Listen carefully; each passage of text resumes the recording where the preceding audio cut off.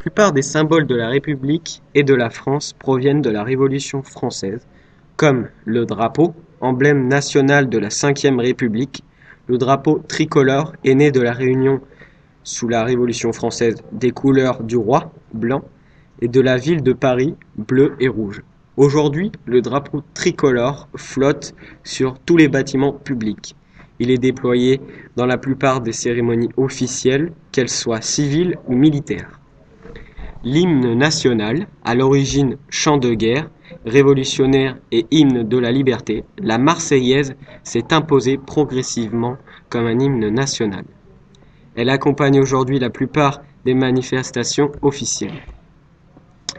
Marianne, française, elle est une figure allégorique de la République française. Sous l'apparence d'une femme coiffée d'un bonnet phrygien, Marianne incarne la République française et sous les valeurs contenues dans la devise liberté, égalité, fraternité. Marianne est un important symbole républicain et est un icône de la liberté et de la démocratie. Les valeurs telles que la liberté, la fraternité et l'égalité sont l'héritage du siècle des Lumières.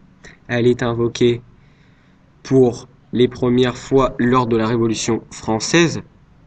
Souvent remise en cause, elle finit par s'imposer sous la Troisième République. Elles sont inscrites dans la Constitution de 1958 et fait aujourd'hui partie de notre patrimoine national. Le 14 juillet, présent chaque année depuis 1880.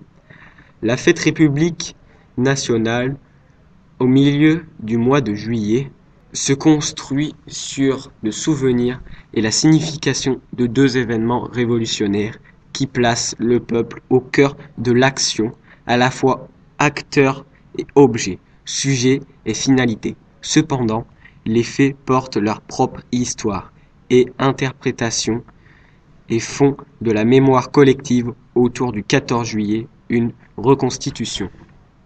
Le coq, qui apparaît dès l'Antiquité sur les domaines gallois, devient symbole de la Gaule et des Gallois. À la suite d'un jeu de mots, le terme latin gallus signifiant à la fois coq et gallois. Le faisceau de licteurs. Dans la Rome antique, les licteurs constituent l'escorte des magistrats qui possèdent l'imperium, c'est-à-dire le pouvoir de contraindre et de punir. Après la République romaine, d'autres personnages officiels sont accompagnés des licteurs. Et pour finir, le grand sceau. Le grand sceau de France est le sceau officiel de la République française. Il est l'œuvre du graveur Jacques Jambard. Ces symboles représentent donc dignement notre République française et sont présents dans de nombreux domaines.